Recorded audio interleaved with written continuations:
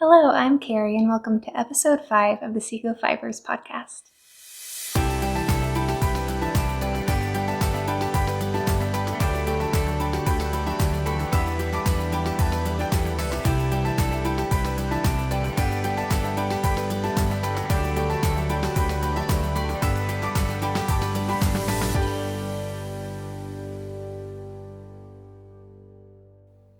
Hello, I'm Carrie, and I'm coming to you from Salt Lake City, Utah.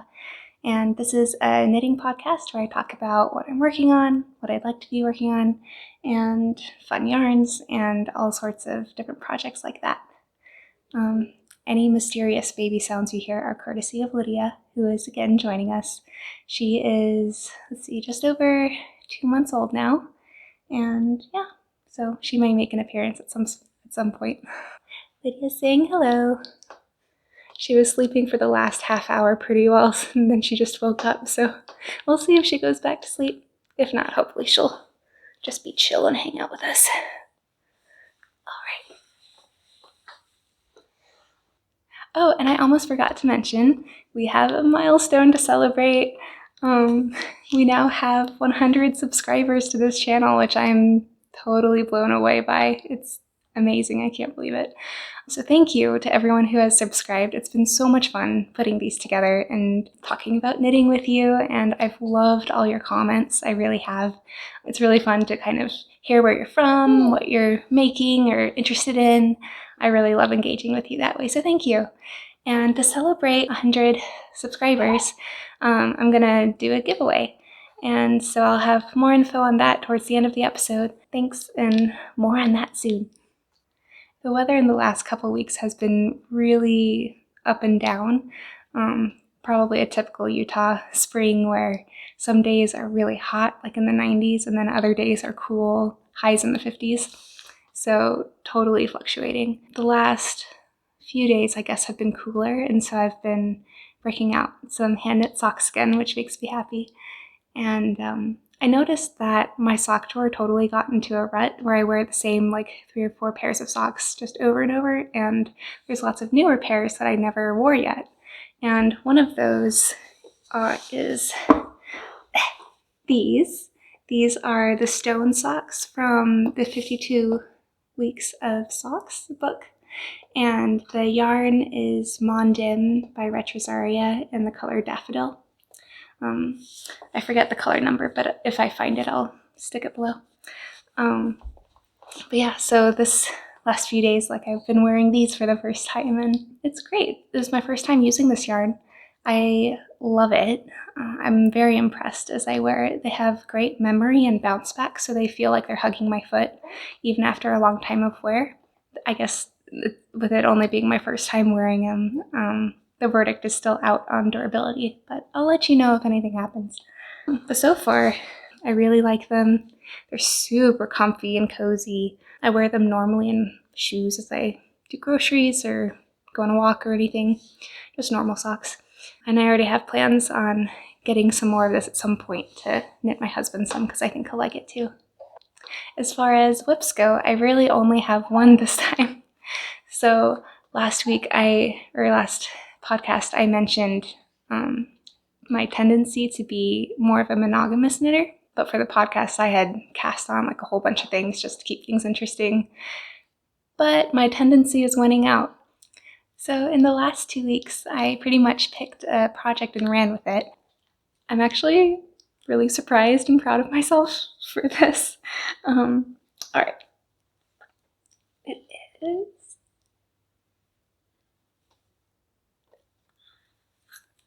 And that's double. So this is the Lynn Tea by Irena Roche. I'm trying to pronounce her name more accurately. I'm not even sure if that's in the right direction, but I'll give it a solid attempt. But I believe she's a Danish designer, and so I looked up how to pronounce things in Danish, and who knows. But anyway, she has this nice pattern out, which I'm using. And so, where's the front? Okay, so this is a tee. It is using 100% linen yarn, And here is the white one. It's called Pure White. This one is Bluette Euroflax 100% wet spun linen. They're fine sport weight. And I actually believe that the main company brand has changed names or rebranded themselves, and they are now Euroflax Sport Weight from Lofty Fiber. So if you want the same yarn, it just has a different name. And then the other yarns in this project are Flax by Fibra Natura. And I have several of these colors. This one's also 100% linen. And we have Potent Berry, which is the dark pinkish purple, Pale Blush, which is the light pink, and I think the brown one is also this brand, but I don't totally know the name of it. It didn't come with a band, so I'm not sure exactly, but it might be this brand in the taupe colorway. That's my closest guess. So yeah. I'm really enjoying it. I totally went to town. Where I was last time. Wow, okay. I was right here. And so you start by casting on, oh, this is a free pattern, by the way, so we can talk about it. So you start by casting on one sleeve, and it's all curling up. It's supposed to, though. It's a rolled hem. And then you knit, knit, knit, doing some increases. And then you cast on stitches for the back, and you also cast on stitches for the front. And then you knit all the way across several times until you get to the neck hole. And yeah, so last time in the podcast I was still doing the really long rows before separating for the front and back. And yeah, so in the last 2 weeks I've done pretty like all the front, all the back, and I've connected again on the other side. So now I'm doing the long rows on the other side. So I'm really excited. I'm really looking forward to the finished object. I'm crossing my fingers and hoping it fits. All right, so I did make some modifications to it. Let's see. First, I'm using different size needles. So I think it calls for like 3.5 millimeter, and I'm using 3.25 because I just really like the gauge. I didn't want it looser than that because it'd be nice not to have to wear like a cami or something underneath, so I didn't want it too holey. Yeah, I'm using 3.25 millimeters. And the gauge for the pattern, sorry, I have to check my notes because it gets a bit more technical than I can remember. The pattern gauge is 25 stitches and 35 rows per 4-inch square. And mine is 29 stitches instead of the 25 and 37 rows instead of the 35. So it's a little smaller but not drastic, I don't think. And so I cast on some extra stitches for the front and back. And so like the pattern I think said to cast on, like once you're done with the sleeve, where'd it go?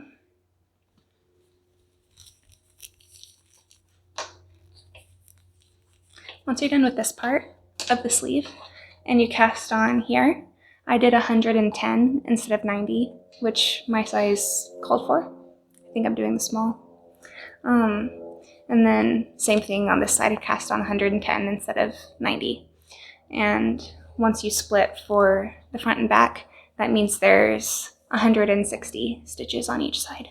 So that's different. I just wanted to get those extra stitches just to make sure it wouldn't get too short, because ideally I would like to tuck it into some jeans and kind of have like a poof effect. I think that would be cute. And another thing about the gauge, when I was doing the front and back, like after I had split, you do, yeah, there's the front. You do some decreases to shape the neck, so that way it's a nice curved front. And so on some of the rows you decrease by 2 at a time. And I hadn't done that before, but I chose to do slip, slip, slip knit. And I think it turned out nicely. I think it looks clean. And then when it called to decrease 1, I did a slip, slip knit. And then, however, for the increases on the other side to finish the curve, I think you increase on the purl side, which I haven't done before. And granted, I didn't look up how to do it either. I just kind of winged it, and I think it's a bit messy. So, like, overall it's okay, but I don't know if you can see through it. There's some holes here. But it's okay, it's not perfect. If you know of a good way to increase on the purl side of a row, I would love to, like, if you have a link or an explanation, I'd love to hear about it, because I don't think I did it right. The back, though, also has some shaping to give a curve, though it's not as drastic, so that the back is higher than the front. And yeah, this one was, I think, more clearly and nicely explained in the pattern, or at least it was easier. Let me see. And then one other thing that related to gauge, I followed the pattern for here, and then I split and I did the decreases to here, and then it says to do a repeat is 2 rows, and so it's kind of like each stripe is a repeat.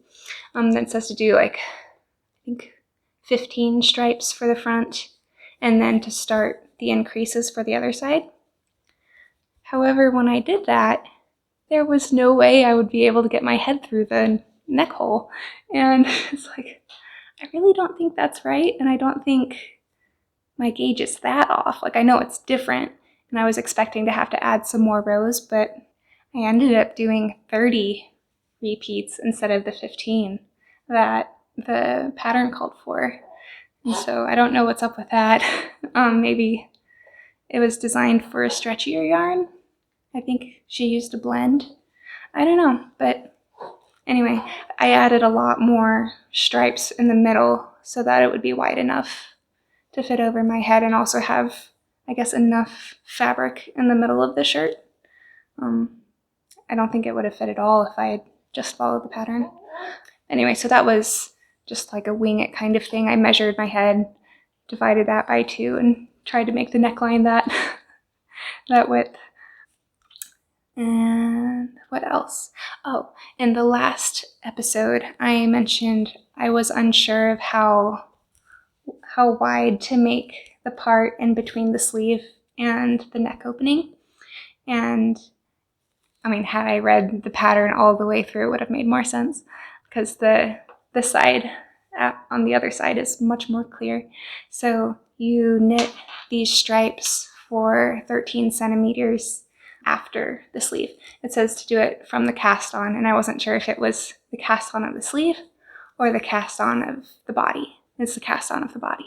So sleeve, and then 13 centimeters, and then your neck opening in the middle, and then another 13 centimeters, and then the other sleeve. So there's that. How I've been carrying the yarn is a little different than how she did it in the pattern, because her pattern only uses 2 colors, so it's a lot easier to carry the yarn. It's short floats and all that, which is nice. However, I'm using 4 colors, and I really didn't want to cut the yarn each time, because with it being linen, it doesn't stick to itself like wool does, and it doesn't just nest in there and stay put, and that would also be a bazillion ends, and I was not looking forward to that. And so it just seemed like a nightmare to try and cut it and weave it in, and yeah. And so I wanted to see if I could carry it along in a way that looked okay. So here's how I'm carrying it. So it spirals basically. Let's see if that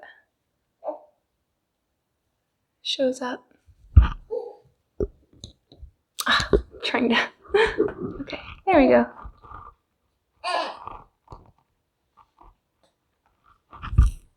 And so basically, it's a really simple method. The biggest thing to make it work is just being consistent, because doing the same thing each time makes it look intentional and nice. And it's really simple. All I'm doing is here's my next row, and I have my 4 yarns here. There's the dark pink, the light one, and then brown, and then the white. Okay, so my white one is next. So what I've been just doing is whichever one is next, I carry it on top of the other ones, and then start using it. And I just go, yeah, so all the other ones are behind it. And so I just do that each time I change colors, and that creates that spiral. Oh yeah, another modification, I guess, is the way the hems work. So the hem around the neckline and at the bottom.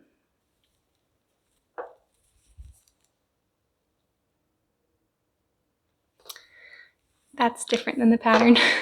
So the pattern says at either side, the last 6 stitches you're supposed to purl. And I was thinking, well, I mean, if I'm gonna be doing the same stitch each time, why would I purl when I could knit? And so I just figured, I'm gonna knit. Why would I purl? Because I don't know, I prefer knitting.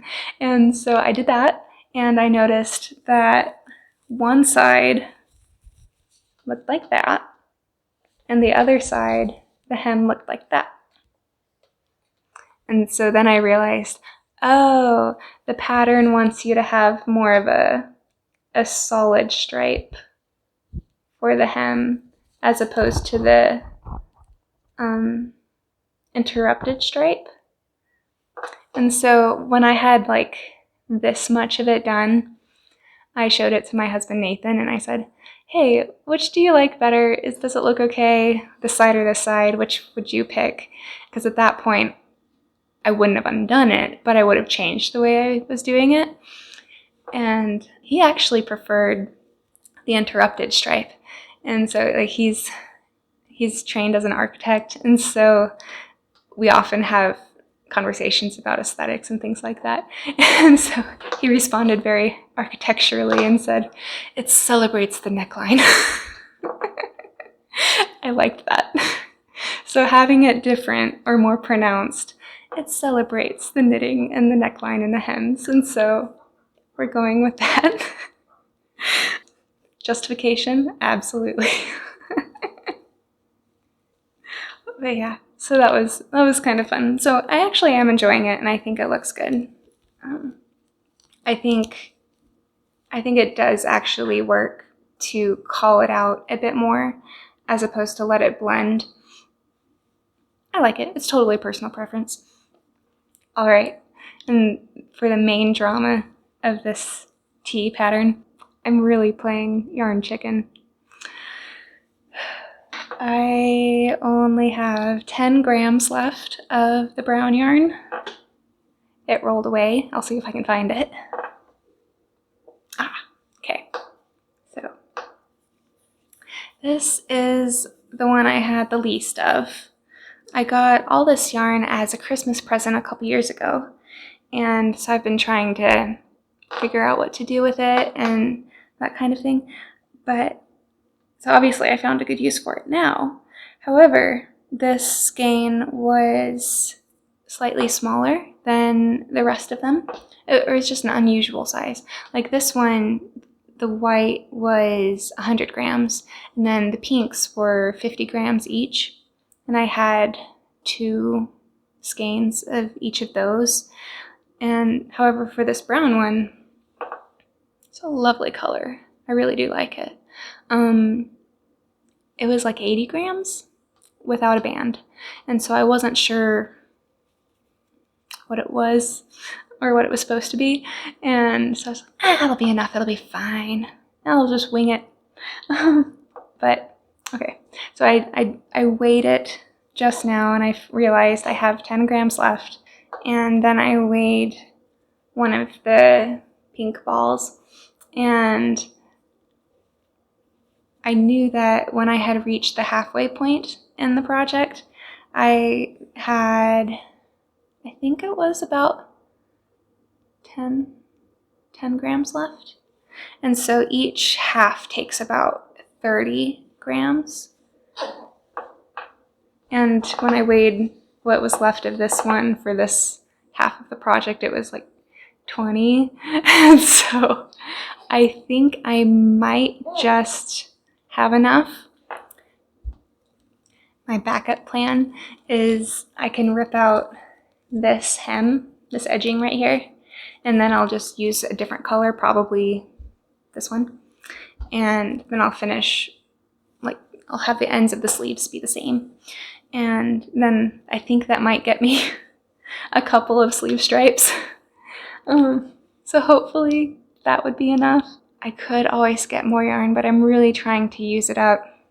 I could just change the patterning and get rid of the brown altogether if I run out. We'll see. I'm not sure yet. So that's the major drama for this project, is will I run out of the brown before I can finish it? And then when it's all done, will it fit? I have no idea. This is my first garment I've ever made, so we'll see how it works. But yeah, I'm really enjoying it.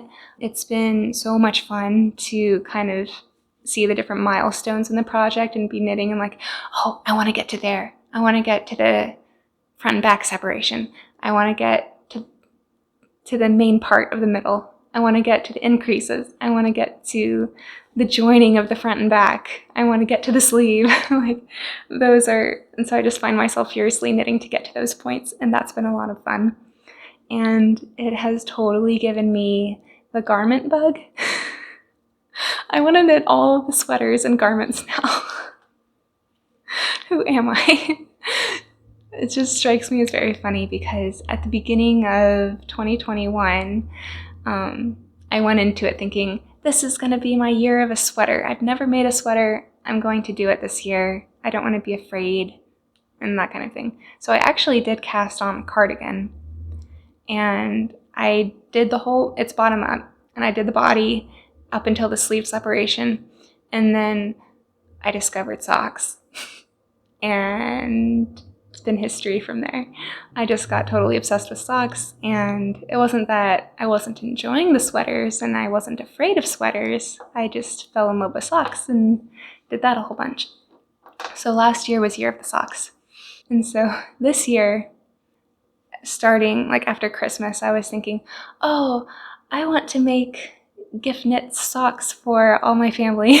And so I took a bunch of foot measurements when I was with them, and I'm like, okay, I'm planning it out. I'm gonna do all these socks for gifts. Now I'm discovering this. So all the socks for Christmas might get derailed. No, not all of them, maybe some of them. But I'm really enjoying this and would love to make some more garments. It's just super motivating, and I love using my knits. Like, I love wearing my socks. I'm really looking forward to wearing this. Yeah, we'll see. Now I'm thinking of all the sweaters I want to make.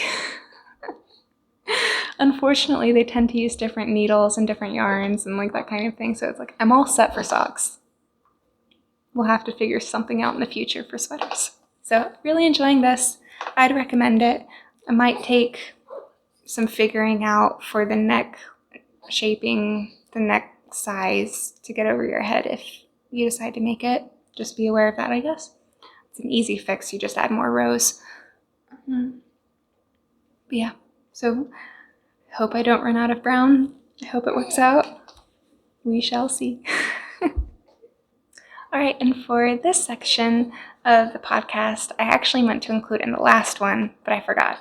This is what I would like to call the sock experiment section. So last year when I went crazy over socks, I learned a whole lot in the process of knitting them. And so I thought I might go through as chronologically as I can, because I can't remember exactly, like the different socks I made and what I learned and tried during the different ones. And so for this pair, I think this was perhaps the second pair that I finished, or at least close to. So these are the Hermione's Everyday socks. It's a free pattern, and I really enjoyed knitting it. The yarn is also my first variegated skein that I ever dyed, and so that was a whole lot of fun to work on. The color is called Origin Story because it's the first one. It's my origin story for dyeing. So I used 2.25 millimeter needles, chow goose. I did the magic loop style. I think I did 2 at a time. I don't remember, but there's 64 stitches. I did a tubular cast on with a 1x1 twisted rib and 20 rows for the cuff, and then a longish leg. And then I did a fish lips kiss heel and like a midnight blue colorway that I also dyed. Is that fuzz? Yeah, it's fuzz. There we go. And yeah. And I tried something new for the toe. I wasn't crazy about how the wedge toe that's Kitchener stitched closed on my last pair of socks. I wasn't crazy about how that came out. Like, those socks in general were just too big, so I figured it might be a too big kind of thing. So I decided to try something else. And so I did a star toe where you do decreases kind of intermittently all around. So there's one there, there, and there. However, and I did the contrast toe, but when I did the contrast, when I started the contrast at the beginning of the decreases where you would typically do it, it looked really short, and it looked funny when I put it on, and they're super pointy. And when I tried it on my foot, let's see if I can demonstrate. So like, it looked like that.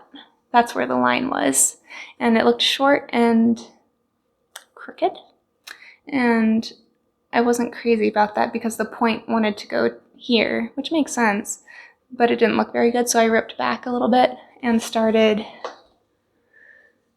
started the contrast color before the decreases for the toe to try and even it out, and that did help, but it's not my favorite fitting toe, so I'm pretty sure I went back to just a normal wedge with a Kitchener stitch after that.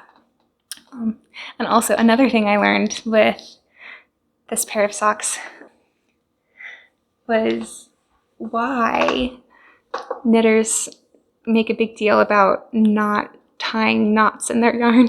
So for here, I never understood it. I always would tie knots in my yarn to whenever I would change colors and things because I was normally only doing like shawls and stuff, which are no big deal. However, I did knots here, and whenever I wear them in a certain pair of shoes, it presses in, and even though they're little knots, it hurts.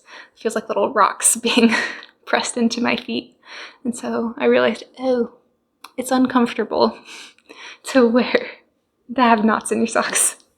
So since this pair, I have not put knots in my socks, and I've never had an issue with unraveling or them coming out. I just throw them in the washing machine and let them dry flat.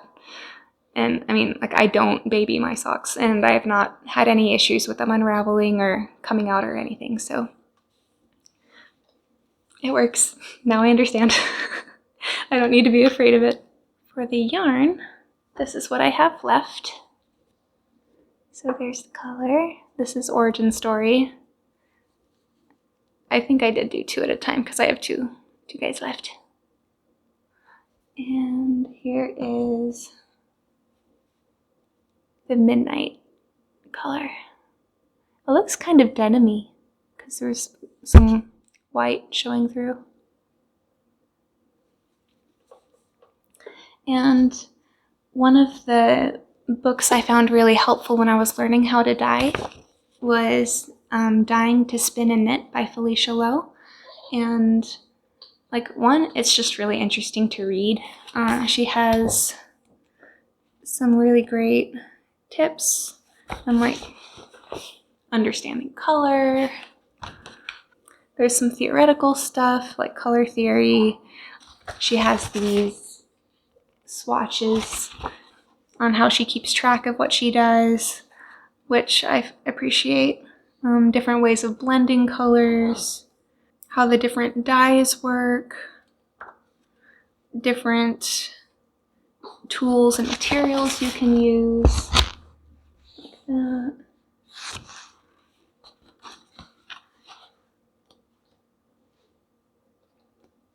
Yeah. So like, it's funny, I haven't actually looked at this in quite a while, and so it's funny to see the materials and remembering like, oh, I have that. Oh, I use that. Oh, that's familiar. It's like, yeah, this all works. So I found that really helpful.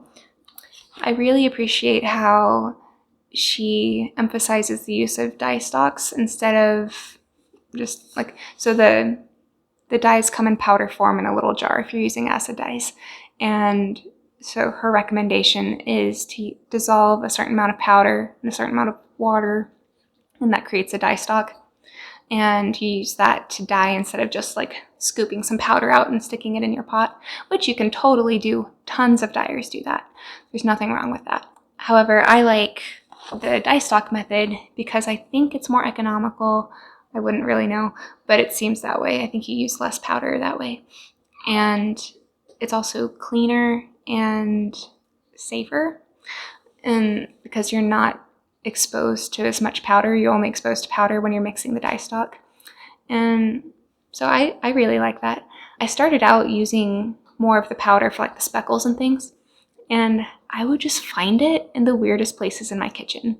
And it's like, I don't really want to turn my cabinets blue or turn my countertops pink. It's like, okay, so how can I contain the chaos a little easier? And dye stocks have helped a lot with that.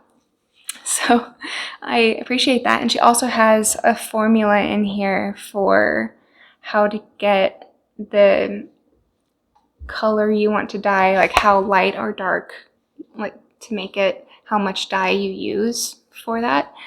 Wow, that didn't make any sense. She has a formula in here for how to get the depth of color that you want. So if you want it to be light or if you want it to be dark, you can estimate how much to use, and that's really helpful. That was probably the most helpful thing in here. Oh, and she even has some knitting patterns in here. I didn't realize that. That's cool. I'll have to look at that. But yeah, and she also has started something online called the School of Sweet Georgia, I believe. I haven't done it because it's a paid for subscription thing, but it looks super robust. And she has all kinds of classes and courses and workshops and group live things, and it looks really cool. So if you want to get really good at spinning, dyeing, knitting, various things, what else? There's like a whole host of things to learn. It's a really cool yarn related school. And so I got this because it's not a subscription and it's more focused on the dyeing thing, which I was interested in. But yeah, both very good options if you're interested in learning something new. And I actually did a little bit of dyeing this last week. So I got a request from my mother-in-law for a really bright mini skein set. And so I'll put some footage in here of me dyeing those.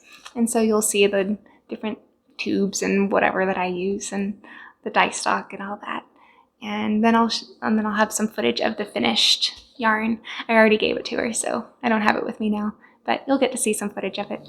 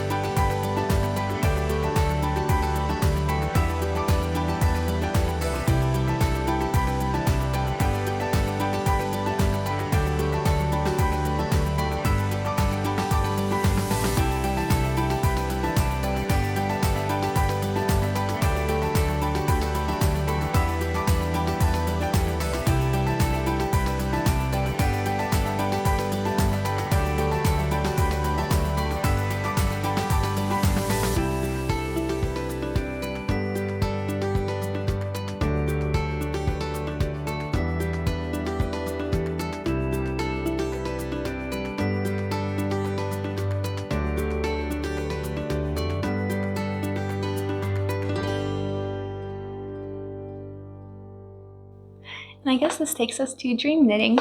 And I already touched on this a little bit when I said I wanted to cast on all the sweaters. And so I immediately looked for different patterns that use needles and yarn that I already have. I was like, okay, so what can we do like right away if I want to? And so one that popped up was the Anchors sweater, my size, by Petite Knit. And because what I like about it is that it uses 2 fingering weight yarns held together to create the fabric.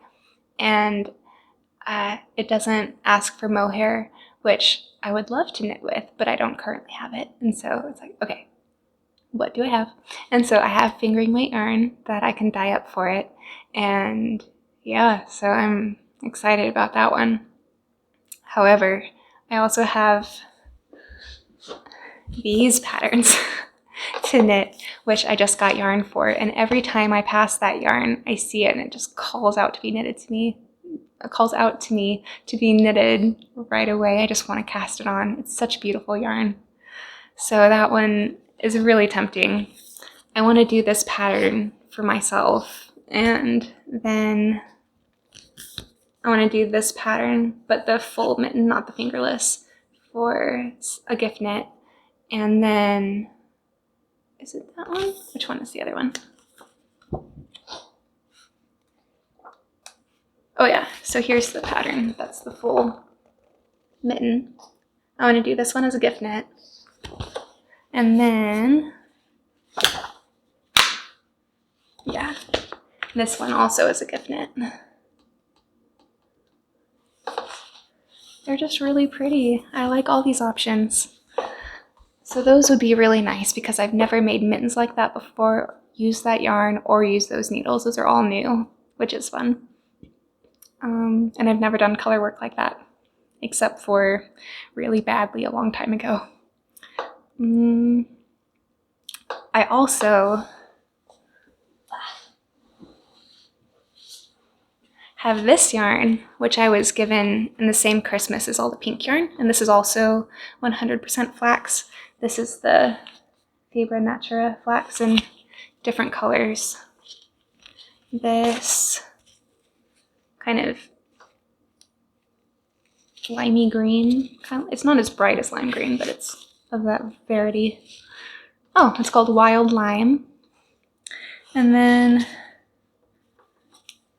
this darker one is Terragon. And then Mineral, just kind of a tealy blue. And then we have Adriatic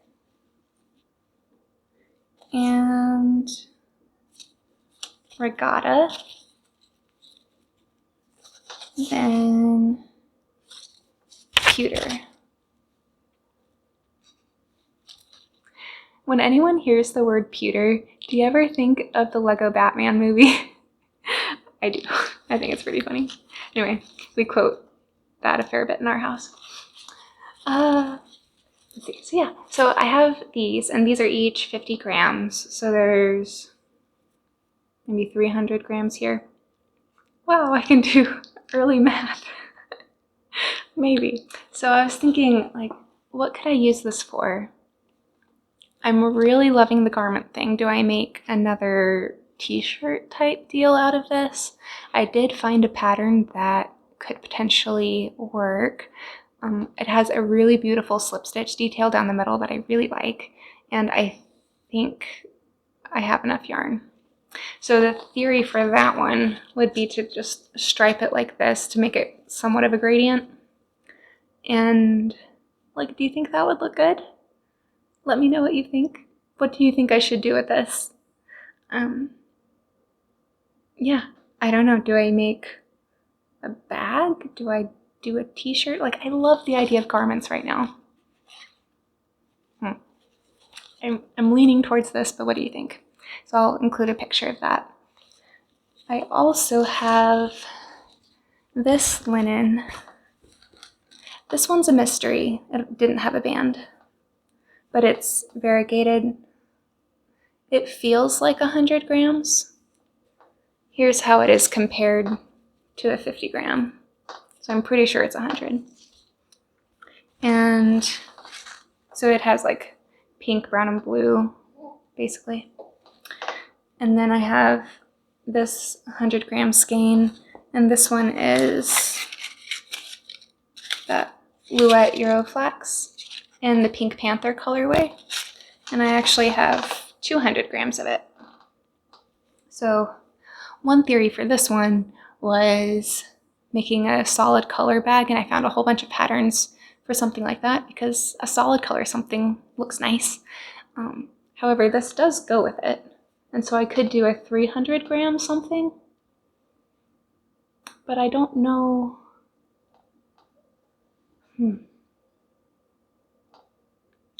Yeah, I'm not sure what to make. This could potentially be another tee or a tank top or something. Maybe? What do you think would look good in this? I would love to know. And so those are options for yarns in stash that I already have.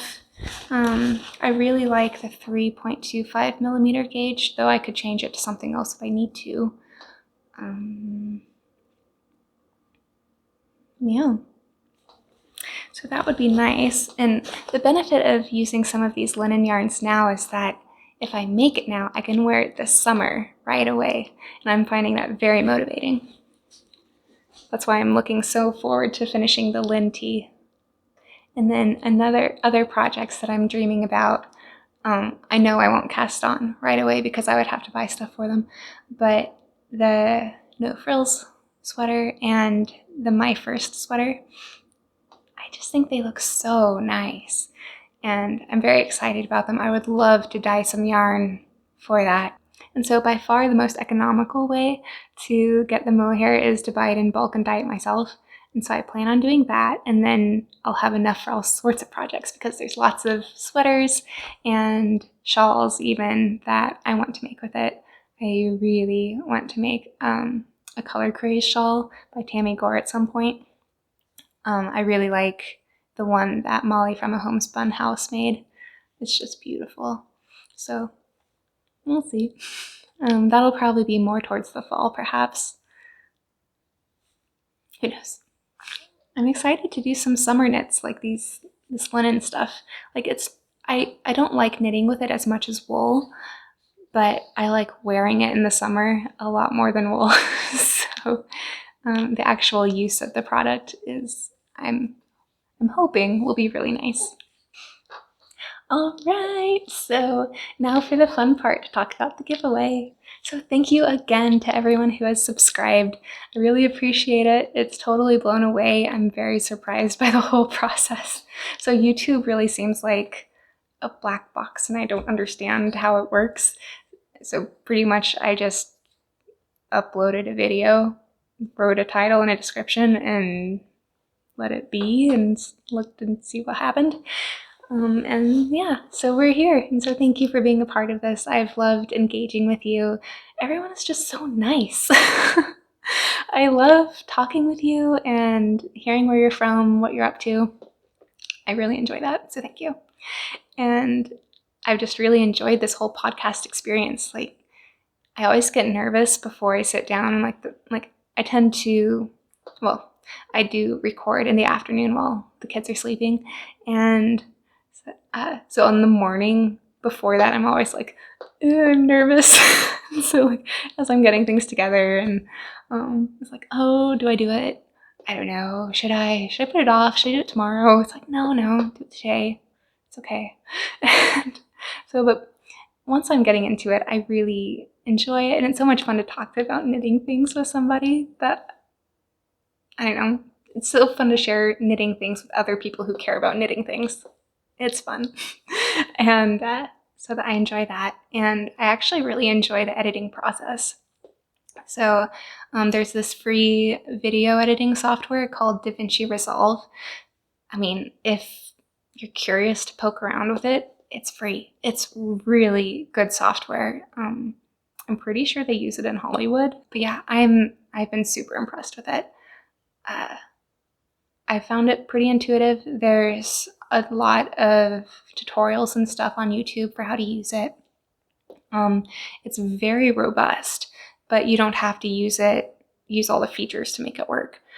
I found it a lot easier to use than Adobe Premiere. I have a background in graphic design, so I've dabbled in video a little bit for that, but I've found like After Effects and Premiere to be rather intimidating and like more than what I need. However, DaVinci Resolve, while being robust and able to do lots, it's also simple and intuitive, much more so than the other ones. So I'm super happy with it, and I'm shocked that it's free. I don't know how they make money. They do have a paid for version, but I don't have a need for that. So like the upgrades, I'm not sure. Like I guess you would have to be doing it for work in order to pay for the upgrades or need them. I don't know. But they make it really easy to cut things, to layer like images and other videos like on top of each other so they're showing up at the same time. It's really easy to flip your image, which I found difficult in other software. Yeah, it's just super easy. But again, it's all relative to whatever you're used to, but I enjoy it. Yeah, so if you want to start a podcast, I recommend doing it. So there's plenty of room up here. I'd love to hear from you. And yeah, there's some software you could try out. And as far as like equipment, I'm just using my phone to record. So super chill. You don't need much. So thank you for being a part of this podcast. Back to the giveaway.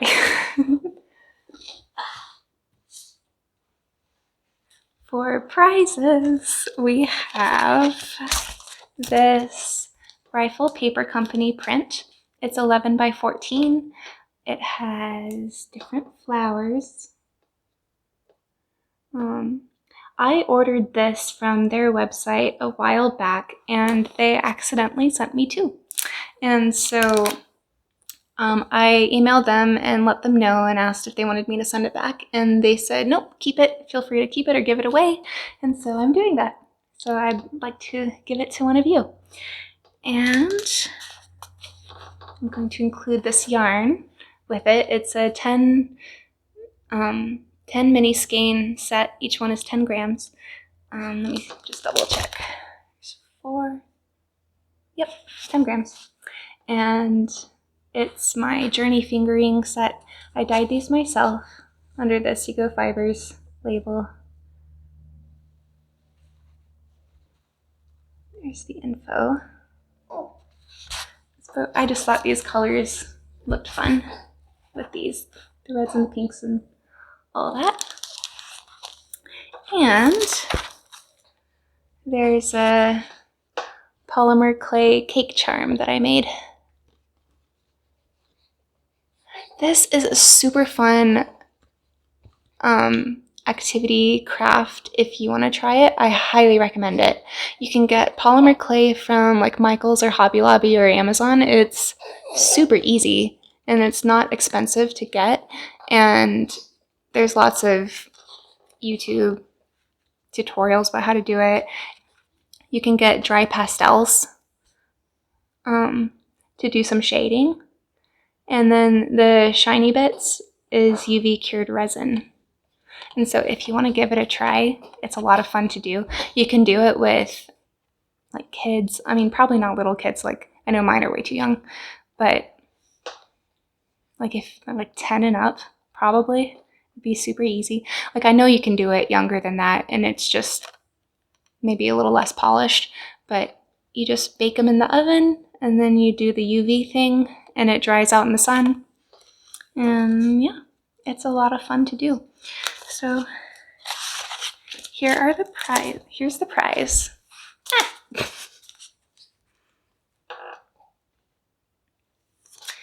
And so in order to enter to win, I would love for you to subscribe if you haven't already and answer in the comments below the answer to this question. So let us know what your favorite free pattern is knitting pattern and your favorite paid for knitting pattern. And I was trying to think of a question that we would all benefit from. And so I would love more recommendations for free and paid for patterns. And so yeah, let us know that, and hopefully we can all read the comments and just discover new fun projects. So thank you so much. So yeah, subscribe, answer what your favorite projects patterns are, and yeah, that's it. And so in the next podcast, I will announce the winner, and we'll get in touch somehow. I'll find a way to get in touch with the winner and mail it off. Yeah, so you have 2 weeks until then to comment.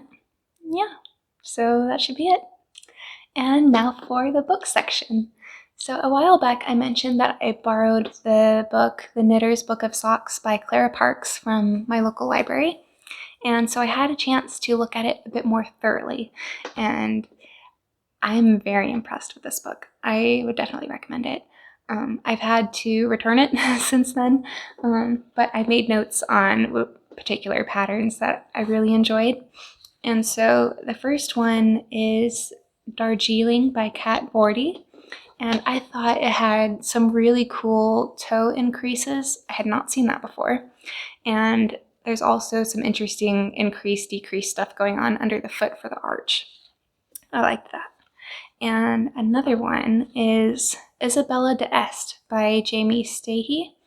And I really loved the lace pattern on the leg of the sock in particular. I'm not totally crazy about the whole thing put together, like it's not particularly me, but I would love to use that lace pattern in something. I don't know what, maybe another sock or probably a shawl or even a sweater. I just think the pattern is really beautiful. And then another one that I really like is Kensington by Nancy Bush. It's just a really lovely texture all the way through. I love the cuff. It's unusual.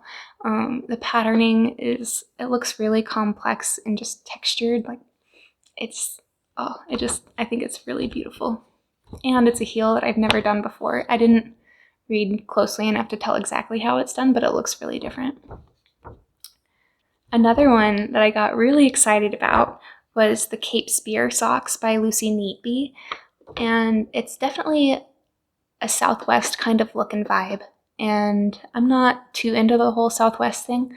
However, the technique is something that I have really been looking for, like probably over the last few weeks. Like I've been dreaming about like, okay, how do I make thicker socks that would potentially wear better?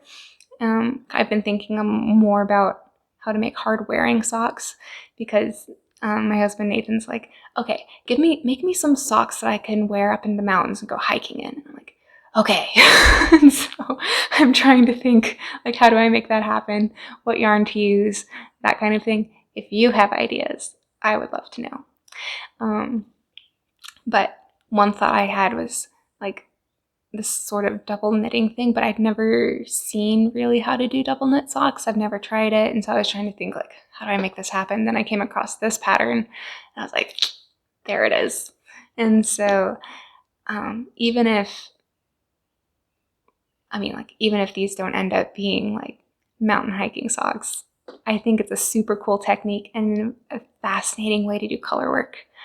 It's doing color work without having extra strands or floats or anything. So I was like, oh, I really want to try that. And I bet they would be really fun, like house socks or slippers, depending on how you do it. And they're reversible.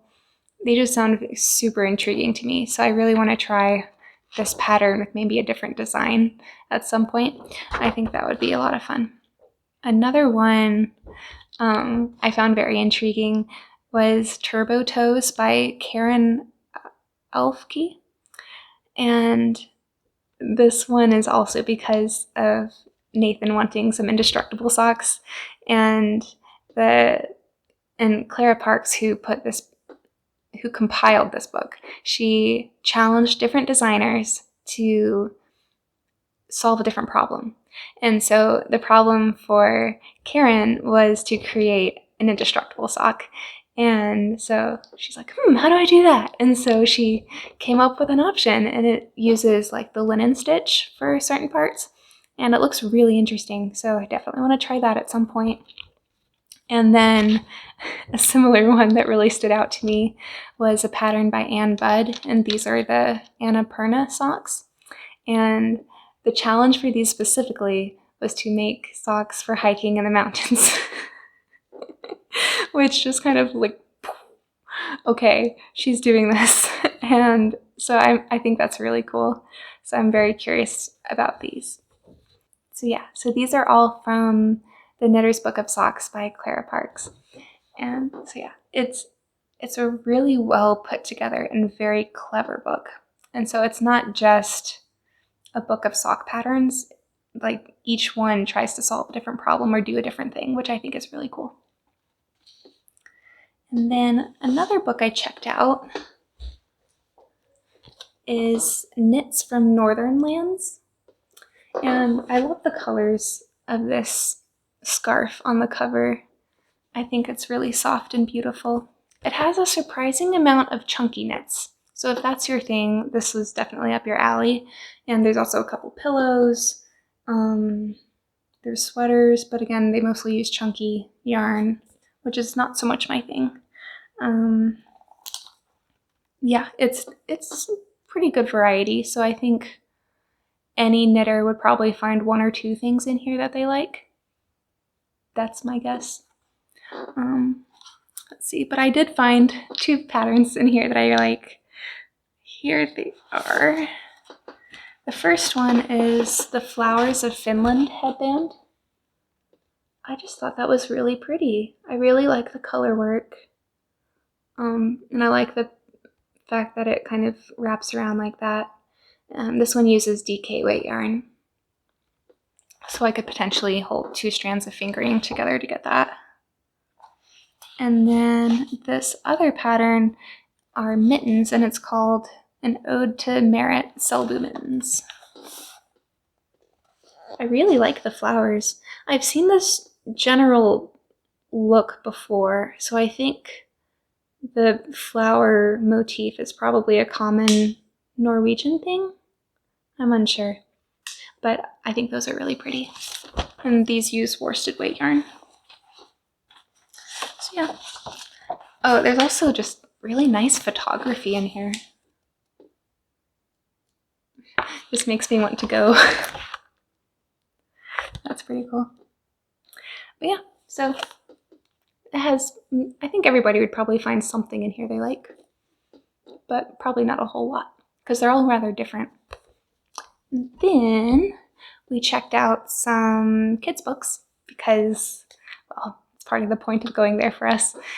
We have 3 kids, and they're age 3, 1.5, and 2 months.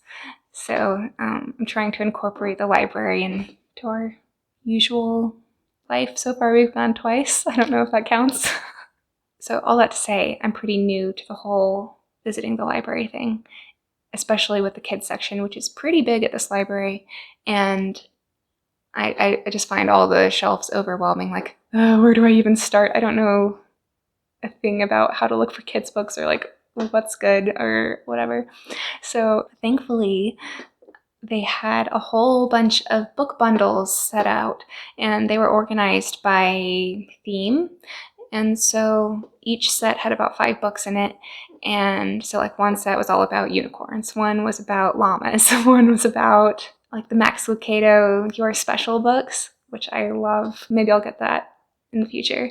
And then another one was, anyway, just a whole bunch of different themes and topics.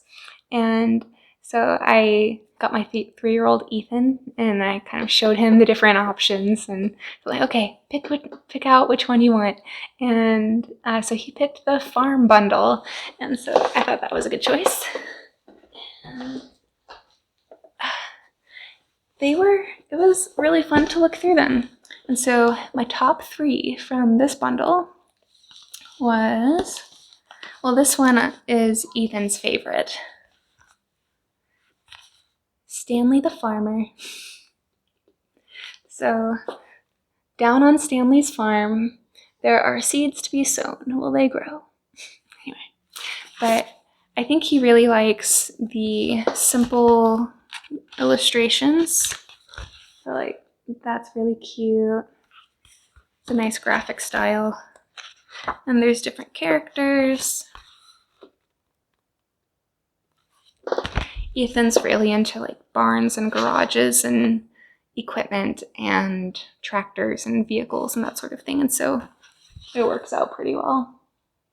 I'm not surprised that he really likes this one.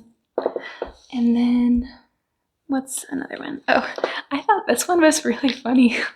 It's called Chicken Storytime by Sandy Asher. And it's about a whole bunch of chickens going to story time at the library. It struck me as a bit self-referential for a library to have, but I suppose that's okay. The illustrations are super cute. I thought it had, it's really funny.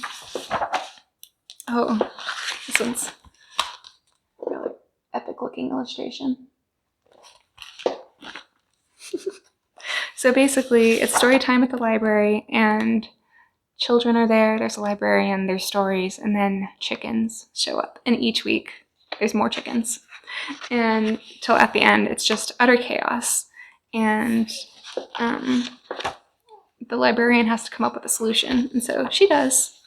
And there's my favorite scene is at the end, because there's this, the librarian found a solution where she gets to kind of put up her feet with a whole bunch of books, a good book for her to read, tea, and a muffin.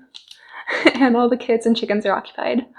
And isn't this just the knitter's ideal pose? Like if you swap this out for knitting or a book, lots of us love books, but like this is just perfect. It's like ideal right there. And then the last one I liked was this one, and Ethan really liked this one too. I think he called it the cow book, which makes sense. But the cow said meow by John Himmelman. And basically the cow observed, okay, it's raining outside. This cat comes up to the house and meows, and the old lady lets the cat in. And then the cow notices. And so he gets to thinking and says, if I say meow, well, I get to go in the house out of the rain. And so, yes, the old lady lets the cow in. And then, like, it's basically the same thing for all of the farm animals. Like, now the chicken gets an idea, says meow, and the old lady lets the chicken in. And so it's just one thing after another until they all get put back outside again, and then starts over with a dog. So it's just pretty funny. And one thing I like about this style of book is that it's just a bunch of illustrations for the most part. Whereas, like, there aren't really words that you have to say to make the story happen. You can kind of make up your own words to go with the pictures.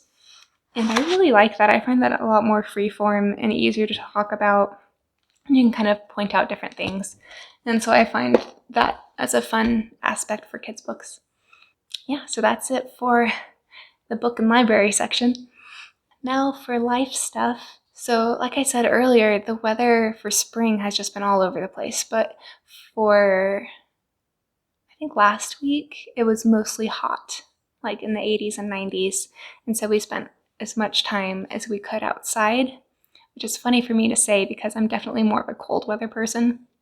However, our backyard gets a lot of shade, and so I was very pleasantly surprised to find that if I put my chair in the shade, that made a big difference, and it was actually quite pleasant. It wasn't too hot. Utah can get pretty hot, but the last couple weeks have been nice. And so yeah, the kids played outside a lot, and it was just really enjoyable. And then this last weekend, my father-in-law came down and helped Nathan demo our deck. And so we've been doing a lot of house projects over the last few years since we moved in. Our house was built in the 70s. It was a rental for about 10 years. It was not greatly taken care of, and it was very dated anyway. And like, we redid our kitchen 3 years ago, and when we asked the contractor to come by and give us a bid, he took one look at the kitchen cabinets and was like, yeah, I see why you're doing this. And it's like, I mean, you've seen bad cabinets, and then you've seen bad cabinets. These are the bad cabinets. But anyway, it's been a long process, but very worth it and it's been fun to see the progress over time and all the changes that we've made and that kind of thing.